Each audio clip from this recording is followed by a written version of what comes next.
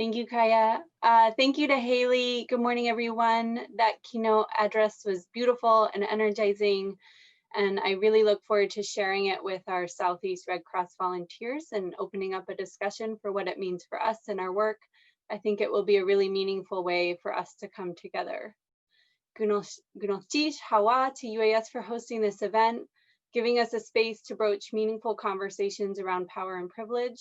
It's an honor and privilege for me to be here with you all connected virtually across the unceded Tlingit territory. For agencies like the Red Cross, it's a great opportunity to think about our work, what we do, who we are, what works well and what does not in terms of our mission and vision and what we can do better. I also look forward to this opportunity to introduce myself and a few of the amazing volunteers of the Red Cross in Southeast Alaska.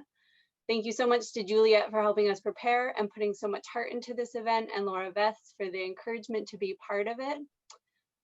My name is Britta Tonnessen, and I'm the new Disaster Program Manager for the Red Cross of Alaska and Southeast. Our team's territory goes from Metlakatla to Yakutat. We are part of the Red Cross of Alaska, which is part of the Pacific Division of the American Red Cross National Society. I started in this position in April during COVID-19. And so I'm used to seeing my teammates on Zoom, but I've not had the opportunity to work with them really in person too much yet.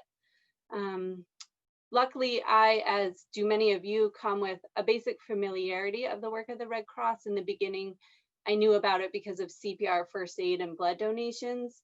I then, as I got older, started paying attention to the role of the Red Cross as a sort of in terms of natural disaster response, both within the US and globally. And then in 2010, I served as a consultant for the Peruvian Red Cross National Society. Through this role, I traveled throughout the nation to hear about the work of the Red Cross in various tuberculosis impacted cone communities made up largely of migrants from rural communities to the outskirts of Lima, as well as I got to travel and hear from earthquake survivors, the flooding zones, and more. So while I was in Peru, I learned about the need for mass vaccinations, mental health and spiritual care, preparedness, response, and recovery, all of which the Red Cross offers, in addition to much more. I took an in-depth course on the history of the Red Cross, the International Federation of Red Cross, Red Crescent, and its place in recent history. And I just really fell in love with it and was in shock at the awe and depth of this agency.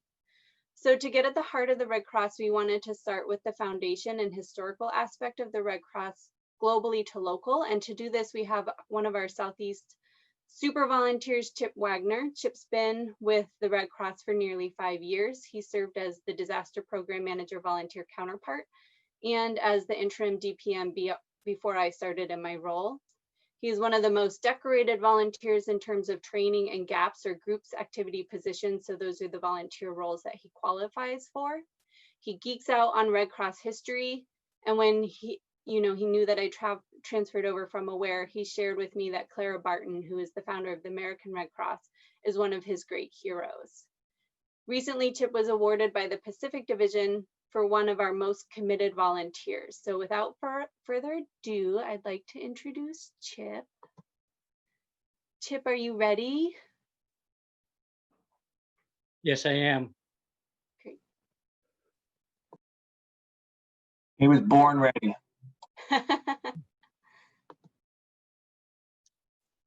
Well, thank you, Britt. Should I start?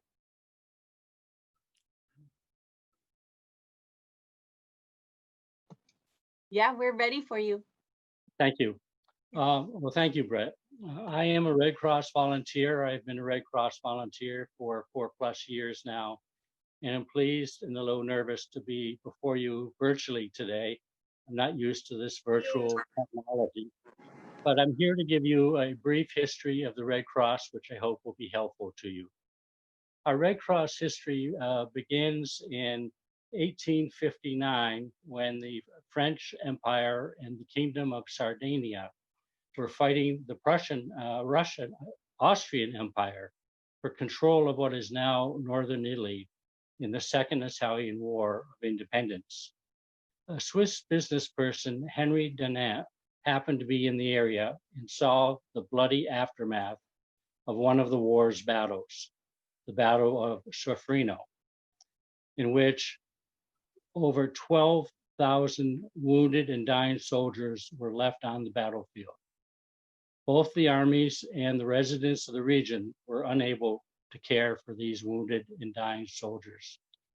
The horrendous suffering that Donat saw that day led him in 1862 to write the book, A Souvenir of Sofrino, in which he proposed the formation of relief societies to care for the wounded in war and the formation of international conventions setting forth agreements on the rules of war concerning relief to the wounded.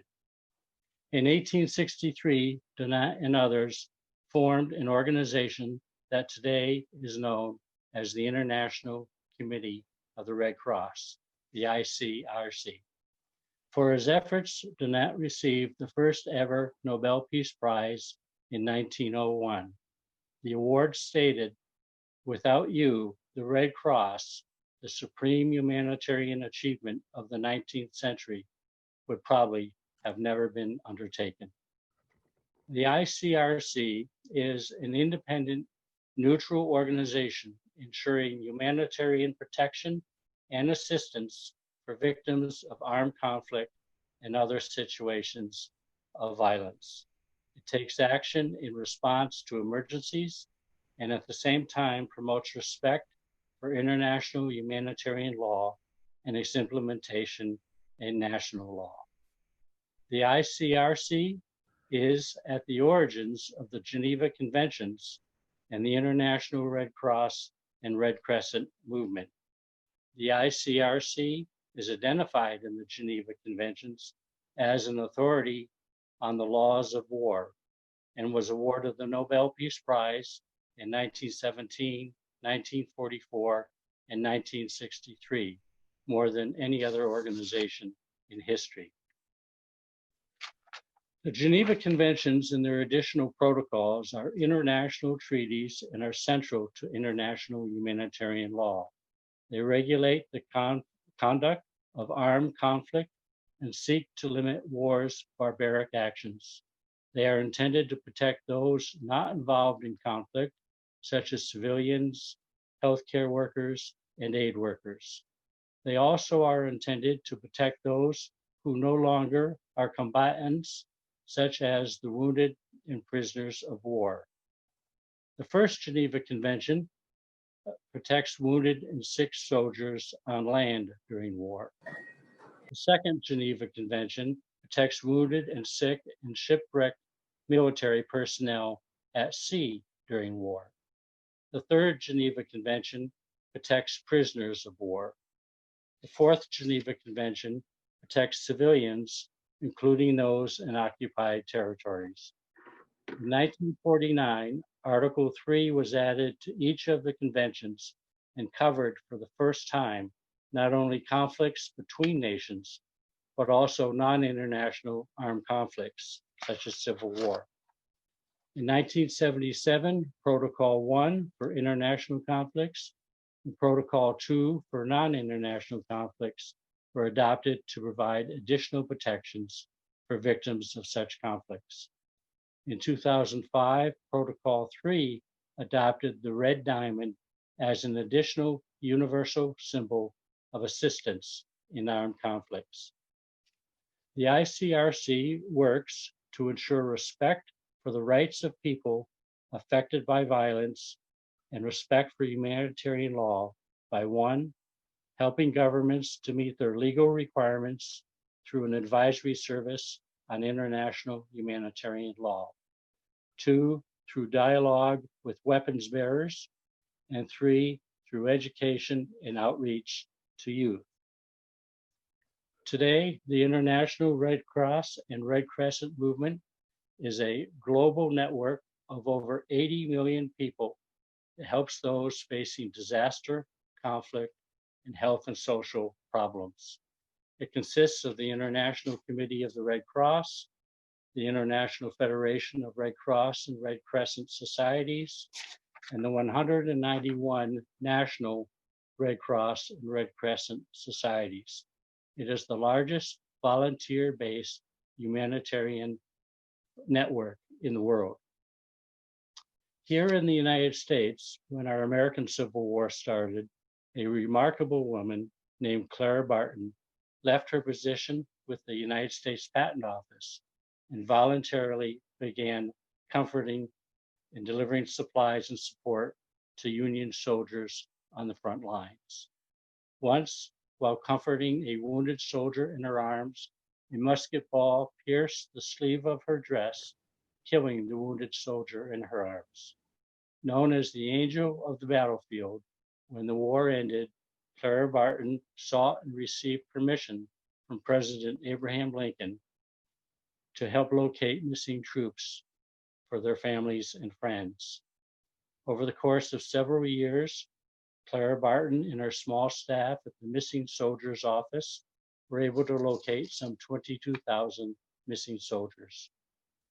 To recuperate from her work during and after the war, Barton traveled to Europe, where she learned about the International Red Cross Network. Returning to the United States, Barton in 1881 founded what is today known as the American Red Cross.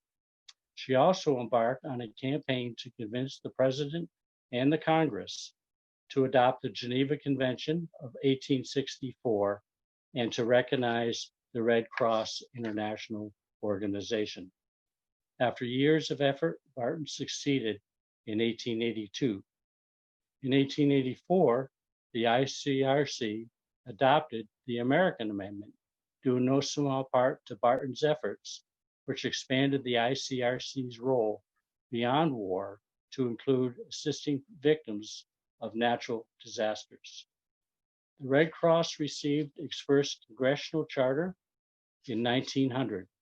Its most recent charter, adopted in 2007, restates the Red Cross' continuing mission of giving relief to our nation's military personnel, serving as a mechanism for communications between military personnel and their families, and alleviating human suffering during disasters. During the early 1900s, the Red Cross began first aid, water safety, and public health programs. In the 1940s, the Red Cross established the first nationwide blood program. In 1964, the Red Cross formed disaster action teams to respond to home fires. In 2014, the Red Cross began a home fire campaign focusing on installing free smoke alarms in neighborhoods at high risk due to fires and to teach people about fire safety. In 2019, the United States Department of Homeland Security published the 4th edition of the National Response Framework and noted the Red Cross maintains a special relationship with the federal government and is chartered by Congress to provide relief to survivors of disasters and help people prevent, prepare for, respond to, and recover from emergencies. They also recognize the Red Cross as the co-lead with FEMA in providing mass care, emergency assistance, temporary housing, and human assistance to those affected by disasters. Today, the Red Cross and Red Crescent, and to a lesser extent, the Red Diamond, are among the world's most recognized symbols. However, they are not religious symbols. Rather, they are symbols of protection and of hope. Personnel, equipment, and facilities operating under these symbols, those not fighting and those no longer able to fight, are to be protected under international humanitarian law. Under these symbols, it does not matter who you are or what side you are on, you will be cared for. Under these symbols, nationality, race, gender, religious beliefs, class, and political opinions do not matter. You will be cared for. As American Red Cross volunteers, we pursue our mission under our Red Cross emblem to prevent and alleviate human suffering in the face of emergencies. To conclude, I hope you found this short presentation on the history of the Red Cross to be helpful and informative. May this presentation inspire you towards humanitarian pursuits, irrespective of whatever power and privilege obstacles you may confront. Thank you. Thank you, Chip. That was wonderful. And we felt it was important to spend some time sharing about the history of the Red Cross and locating it in time and place in history. Because it's, as Chip mentioned, it's one of the most recognized brands or organizations in the world, and understanding the scope of the work and its place isn't always what we get an opportunity to do. So we wanted to take this as an opportunity for that, as well as to kind of acknowledge the threads of power and privilege throughout the Red Cross. It was born in conflict struggles for power, and recognizing privilege and wounded and humanity in those instances. And so when we talked about how does the Red Cross fit into this conversation around power and privilege in this symposium, we really wanted to share stories of the work, and to give that kind of the skeleton or the framework, we've landed on the fundamental principles. So there's 7 fundamental principles of the Red Cross. And when Chip offered over the keys on the first day of work and tools and tips, he stopped me in front of this plaque in the office and he said, it's of the fundamental principles. He shared, as long as you stay true to these, you'll do fine. And so that's what we're going to talk about. And we're going to do it kind of in a panel form with some stories from volunteers who have been on the ground and in the field. We have a few people on our panel, and then we have a whole bunch of Red Cross volunteers in the audience. I see Carolyn Garcia, Michelle Brown, and Patrick. There's more. So if they have a desire to speak up, they're welcome to. But on the panel today, we have Annie Caulfield and Nicole DeNovo and Chip. So maybe Annie and Nikki, if you want to introduce yourselves for a minute, share how many years you've been with the Red Cross and what role you play. And then I'm going to go through the principles one by one. I'll go through the definition, and then the stories. Our panelists will share their stories, and we'll have time for Q&A at the end. So Annie or Nikki, do either of you want to start? Sure. Hello, everyone. I am Nikki DeNovo. I just started at the Red Cross in August. I'm a JV, a Jesuit volunteer, AmeriCorps member here, and I'm the preparedness and casework specialist at the Red Cross. Thank you. Yes, and I'm Annie Caulfield, and I've been with the Red Cross for 3 years. I'm a retired school counselor, worked at Harborview here in Juneau, and I am part of the Disaster Mental Health, or DMH, team with the Red Cross. Thank you. So I'm going to share my screen. So the first principle we have is humanity. So the Red Cross, born of a desire to bring assistance without discrimination to the wounded on the battlefield, endeavors in its international and national capacity to prevent and alleviate human suffering wherever it may be found.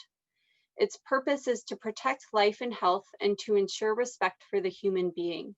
It promotes mutual understanding, friendship, cooperation, and lasting peace amongst all people. So I know Chip had some really powerful thoughts on what this means. It's our principle that supersedes any other, and we'll go into that. But Chip, did you want to talk about the principle of humanity a little bit? And then Annie has some powerful stories to share. Yes, thank you, Britt. This fundamental principle is really at the heart of the Red Cross, both internationally and nationally. When there's a natural disaster, people will come into our shelters, and whatever challenges they have in their normal pre-disaster life, they will bring those same challenges with them into the shelter. and then they're often compounded by the stress of the disaster itself. And so when we respond and we set up our shelters, we take into account the needs of the people. We have a principle getting to yes with our clients and with our community partners and with our government partners.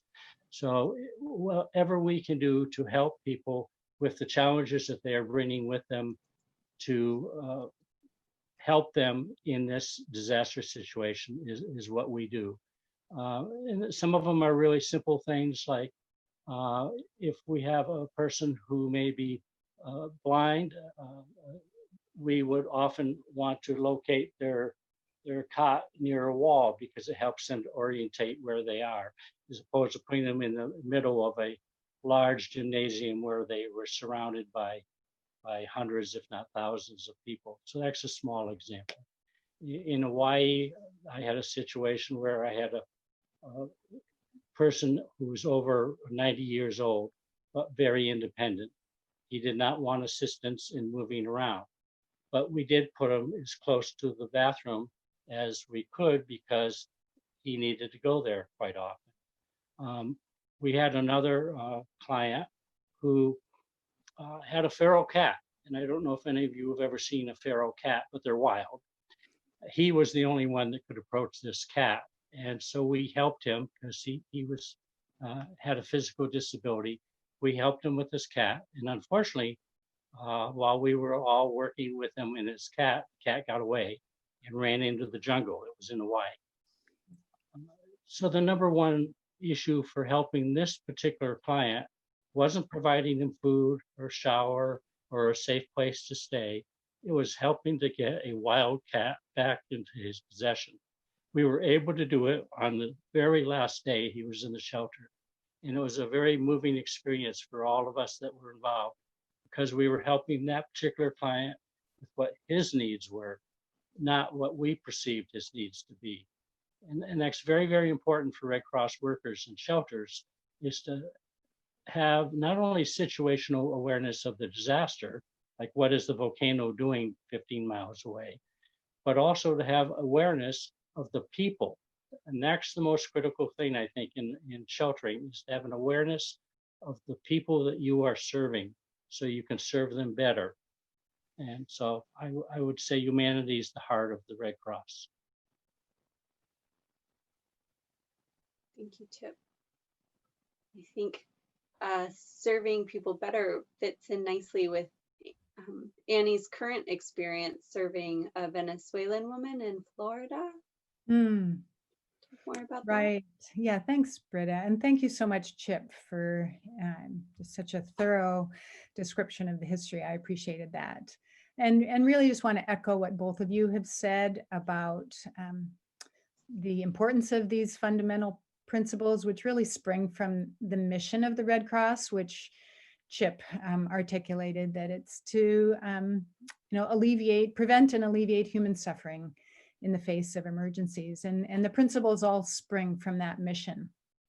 And, for me as a mental health provider, I feel like the fundamentals really are to guide my footsteps and provide a framework for helping people. Like Chip said, when we start working in a shelter or responding to any disaster, we're really meeting people in their worst moments, and we are strangers to them. And so the importance of just establishing trust and unconditional positive regard, the fundamentals really help us with that, help guide our footsteps. And they really overlap with the same ethical guidelines as a counselor for me, and just the ethical compass as a human being. So I think this is a good framework to use as we tell our story. And so, yes, Britta mentioned that I recently had the privilege, the opportunity to talk and visit multiple times with a woman who had recently come to this country from Venezuela, and I talked with her on the phone. The Red Cross in early summer set up a virtual family assistance center in response to COVID-19. And the VFAC was was a place that people could call and get support and help with resources if they had lost someone and due to COVID-19. And you know, as it turned out, people who had actually lost a family member were, those weren't the most calls that we got, but people who had been impacted in one way or another by COVID-19. And this woman who gave me permission to tell her story, but I'll change her name to protect her anonymity. I'll call her Anna. Anna had fled Venezuela during political unrest with her husband, a 15-year-old daughter, an 8-year-old son, and they made it to Ecuador.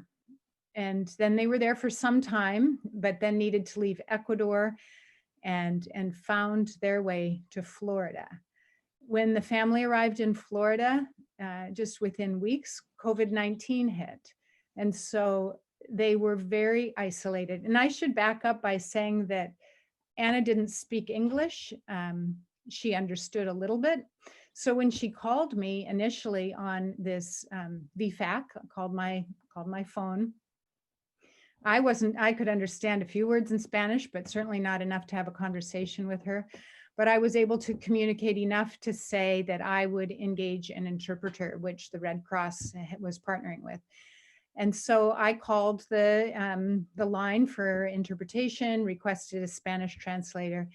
And so then the two of us called her back. And that was an amazing experience, just to hear my words spoken through this gentleman and then vice versa. But she really told her story. And once she got to the States, to Florida, her stress level was so high. She was, well, they were undocumented, and she would punctuate almost every paragraph with that fact, that how scared she was that they didn't have papers, that then she was fearful that she had COVID because she was having symptoms of shortness of breath and numbness in her limbs. And she was terrified, frankly, and ended up in the ER, in which they were able to assure her that she did not have COVID, but that she was having panic attacks, and gave her medication. So then she went home with, minimal care really in the ER, and with medication that was making her very lethargic and sleepy and not feeling like herself. So then that panic feeling due to that. So she reached out. She found, actually her story with finding us, I thought was wonderful. She knew that the Red Cross helps people. She had that feeling. And so she called this number and connected up with us. And what I was able to do, first of all, was just settle her and kind of lower the temperature so that she felt heard, she felt listened to. And then we were able to start talking about resources. She asked me, would you, after we had talked for probably a full hour, she asked me if she could talk to me again, if I could call her back, because it made her feel so much better to talk. And I wanted to do some research for her to provide her with some resources. So that was my intention anyway. So I called her back 2 subsequent times and provided her with legal immigration services and numbers for Hispanic counseling and health services in her city in Florida. So, clearly she felt relief, and she expressed that a lot, and was, a beautiful experience for me really to have that conversation with her.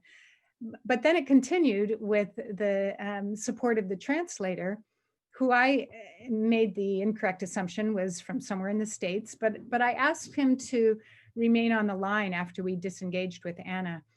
And so when I was just speaking with him, I thanked him very sincerely for the work that he does, and that he made possible this connection and the way we were able to help this woman. And he said, "Oh, I'm so relieved. I thought I had done something wrong," which was so far from my feeling about the work of this man who had so sensitively translated our words for one another. And so I, assumed that he had had that experience of being criticized or not supported for the work that he was doing. And so I asked him where he was from, and he said he's from Mexico City. And so I said, oh my gosh, and I'm from Alaska. And he said, no, he couldn't believe that. And so then I was able to just give him a little bit more feedback about the really important and compassionate work that he did, that here we were speaking Mexico City, Juneau, Alaska, and Florida, and really helping a woman who is in desperate need of support. And then I just want to finish by reading to you what he said to me after I expressed my gratitude. He said, "No one has ever said these words to me. Now I am crying." So it just really so beautiful, and felt like the Red Cross was there to support not only Anna, but also this interpreter in the work that he was doing.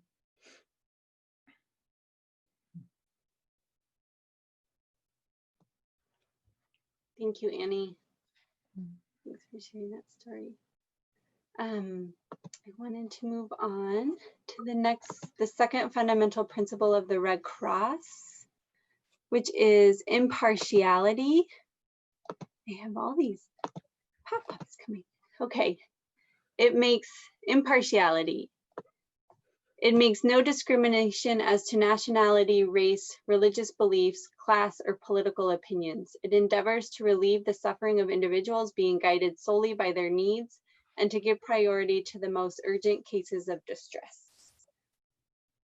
This is maybe one of the ones where we most run across, one of the fundamental principles we most run across.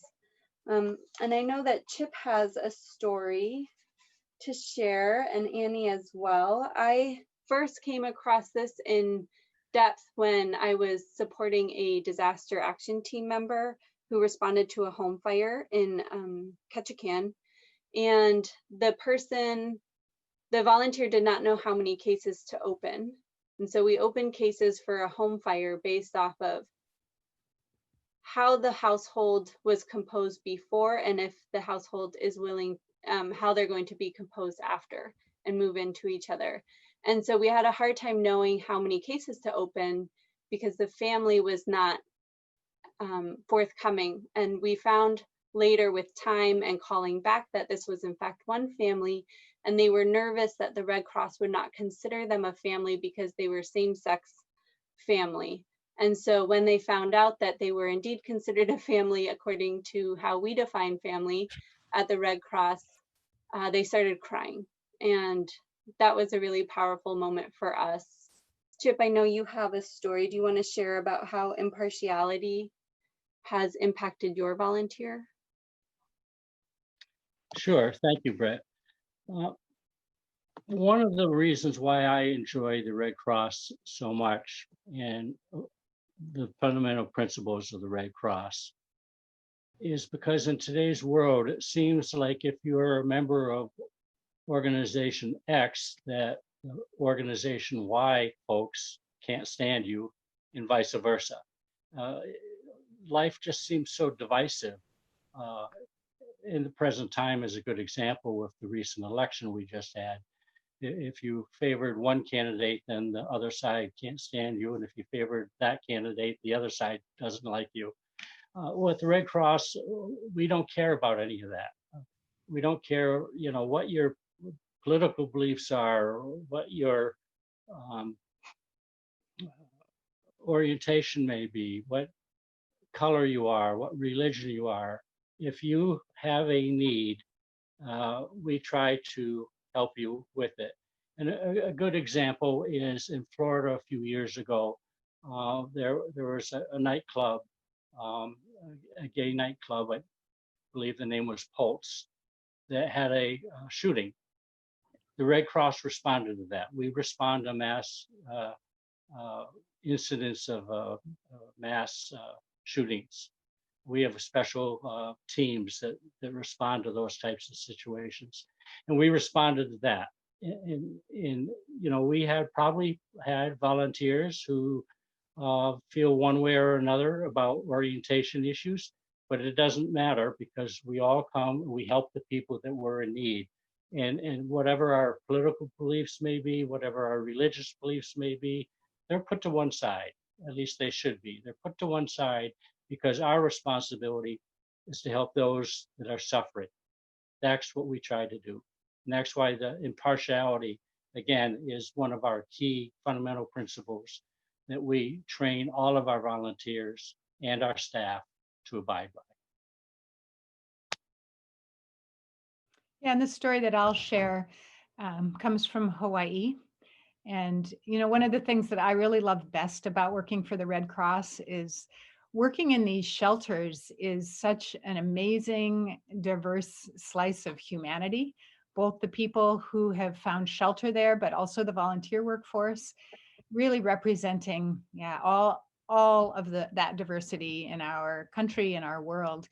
And so I responded to the Kilauea volcano, the eruption that forced a lot of evacuations from homes. It's actually where I met Chip, not here in Juneau, but even though we're both from Juneau, that's where we met, was when we were in the shelter at the Kilauea response. And I became very attached to two women that were in the shelter. I'm going to call them Mary and Nohea. And they had been married, they were in their 70s. They had been married in 2013 after a long partnership before that. And gosh, a lot of Haley Moss's talk made me think about these two women. They were both very disabled physically, actually, and in wheelchairs, and just a lot of barriers that they experienced. And the Nohea had actually just graduated from college in Hilo, and they came to the Red Cross shelter in Pahoa when the volcano forced them to evacuate. And they really felt that because of their unique situation, also Nohea had just recently been diagnosed with really serious cancer. And after she graduated, she landed in the hospital. This is all while they were living in the shelter in Pahoa. And after she was released from the hospital, she just really wanted to go back to the shelter. She wanted to go home, as she said. And the Red Cross had allowed this couple to erect a large wall tent right in the shelter so that they had privacy. They had two very vocal parrots that spoke to anybody who passed by. And the Red Cross just accommodated all of this. And because of their health, they weren't, especially Nohea's health, they weren't sure that they would be able to stay there. They felt that they would have been excluded from many other shelters just because of the high needs that they had. But the Red Cross just really worked hard to accommodate their needs. The disability integration services, the disaster health services, the disaster mental health services, which I'm a part of, we all, and the sheltering staff, worked together to make sure that they were welcomed and embraced and that there were no barriers to their being there. And in fact, after Nohea graduated from college in Hilo, the Red Cross threw a big celebration for her, and all of the people living in the shelter and all of the volunteers participated in just honoring and congratulating her. And I would like to read something that Mary said to me after they had moved back into the shelter after her hospitalization. She said that volunteers probably underestimate how much people like you help us. I can't explain it in words, how much more peaceful it is. And you've given us life. And it's got nothing to do with medical. It's the way you treated us nicely. And, just a postscript to that is that while they were still living in the shelter, Nohea died about 3 weeks after I left and came back to Juneau. And as you know, as sad as that was to lose this very special person, I also felt like she was able to die with dignity and finish out her life in the place that she wanted to be with her wife. And that was the Red Cross shelter.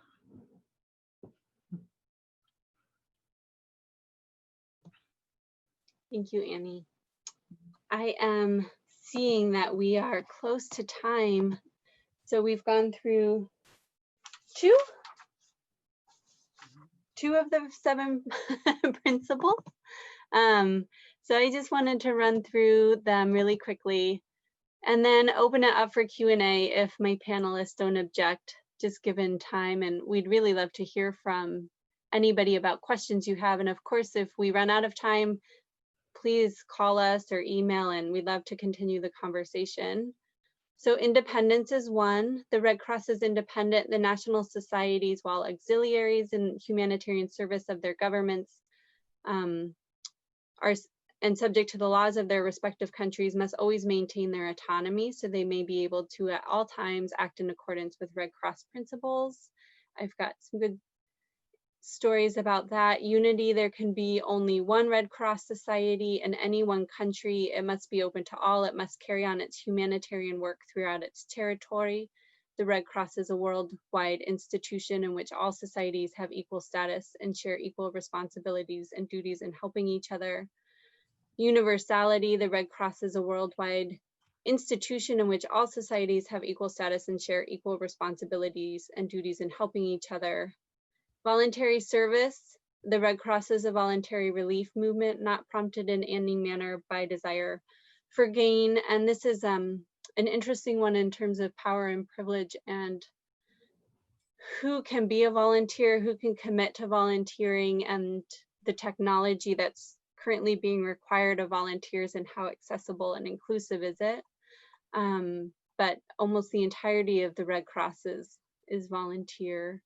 And then neutrality, in order to enjoy the confidence of all, the Red Cross may not take sides in hostilities or engage at any time in controversies of a political, racial, religious, or ideological nature.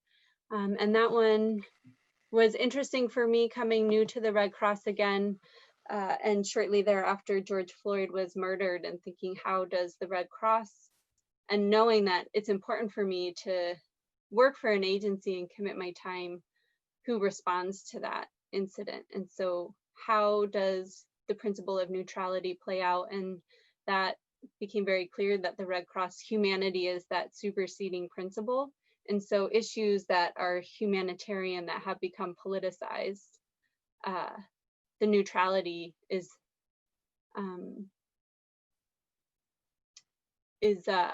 not the, you can be neutral in our action to alleviate and prevent suffering, but we do not have to be neutral when someone's humanity is at risk. And so that was really helpful for me, being new into this agency, to see how the Red Cross was responding to that. So if everybody else on the panel is in agreement, I wanted to open up for questions and answers. And then invite people to reach out. We have our Southeast office in Juneau, Alaska, but as we mentioned, we serve all of Southeast Alaska. And the number is 907-268-6015. I can post that in the chat, and then my email as well. But does anybody have questions for any of the panelists?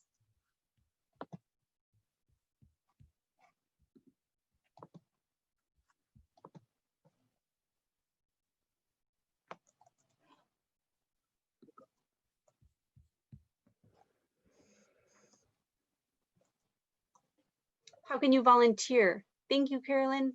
There are many ways to volunteer. So you can go to redcross.org and sign up to be a volunteer.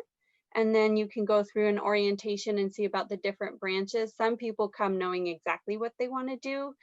Some people have experienced a home fire and want to be there for people who are in that current situation.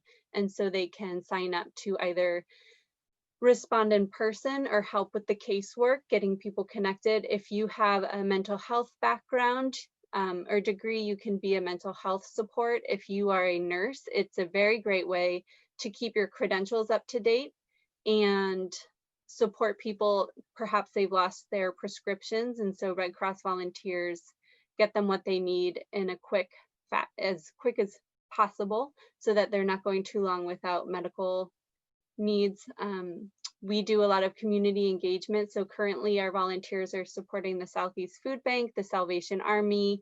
We've had some volunteers like Nikki go out with food to support the Glory Hall and delivering, because feeding is a big issue. It's a basic human need.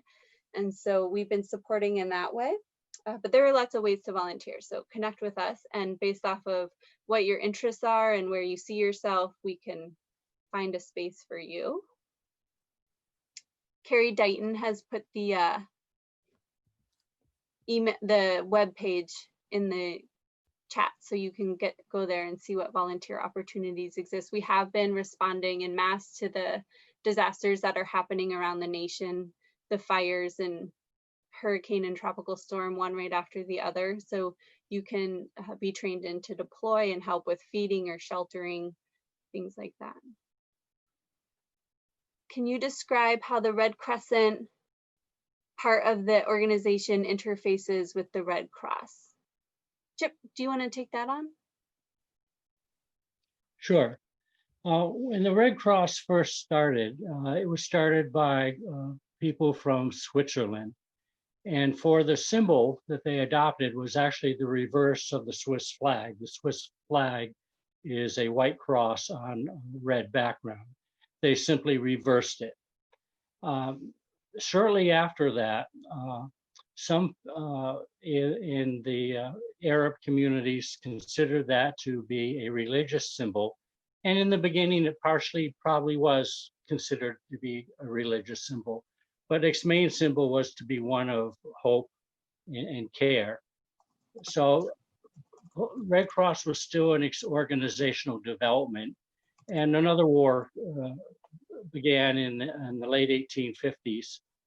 I believe it was, again, the Turkish Ottoman Empire. And the Ottoman Empire on its own adopted the Red Crescent as its symbol.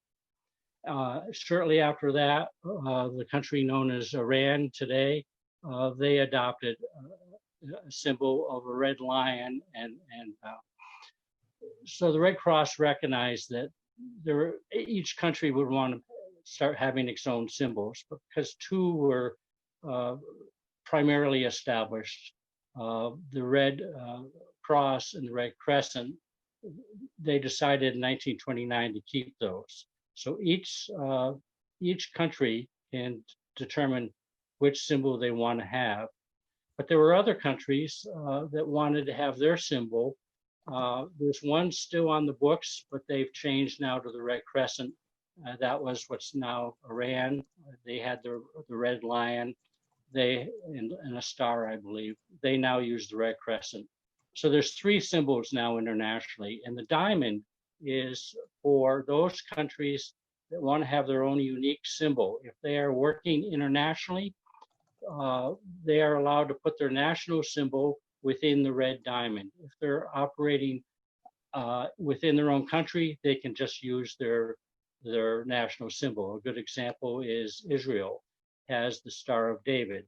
So the Star of David, a red Star of David, is their national Red Cross symbol. If they are operating internationally, however, the red star goes into a red diamond symbol. So that's how the symbols all work. Each one of the symbols has to be approved by the Federation, the Red Cross, Red Crescent Federation, and by the ICRC. So that's how all the symbols work. Each country has their own, but we all work together when there's a humanitarian issue. One of our biggest international issues right now is there are over 65 million displaced people in the world. That's more than any other time in human history. So I hope that answers the question. I think that answered the question. If not, please give us a call. Also, I'm seeing that Kaya just put a feedback form, so you could probably add some stuff there and we'll be reading those. I've added my email and phone number to the chat, as well as the link for where to sign up to be a volunteer. I want to say thank you to Annie and Nikki and Chip and Carolyn for showing up. There's Carolyn. Hi. And I hope you guys enjoy the rest of the Power and Privilege Symposium. Yay for grandbabies. Can I say one more thing? Yeah. Going back to that last question, one of our fundamental principles is universality. And what that means is that all of the national societies, because there's 191 national societies in the world, there's only 4 countries that don't have a national society. But we all share equal responsibilities, and we all have a duty to help each other. You know, I can give you an example of that. When I was the manager of a kitchen site, we had the capacity of putting out 10,000 meals for lunch and 10,000 meals for dinner. They would then go on our emergency response vehicles when we go out to the impacted neighborhoods and provide hot food for the people that needed it. But we didn't have enough Americans, Red Cross volunteers, to staff all of our what we call ERVs, emergency response vehicles. So I had a crew on my staff of 12 Red Cross workers from Mexico. Every single one of them was highly trained EMT or paramedics, because the Red Cross, that's one of the primary things the Red Cross does in Mexico, is they provide EMT and paramedic services. So they were all very, very highly qualified people. But I didn't need a paramedic at the kitchen site. I needed people to get in those ERVs and help deliver food. Plus, they also spoke the language. So they were extremely helpful. They didn't care that they weren't doing paramedic work. They were there to serve the people just like we were. I also had a staff from Israel come and serve at that same kitchen site. And they did the same thing. They helped us in delivering food to the people that needed it. So that's a great example of universality, one of our fundamental principles. So thank you. You can tell we're passionate. Thank you, everyone. And thank you so much to all of the presenters from the Red Cross. We have about 5 minutes before the next program starts, and we need that time to get ready. So if you'll take a 5-minute break and back at 11 for the next program, survey link and give feedback to the presenters for this program. Thank you.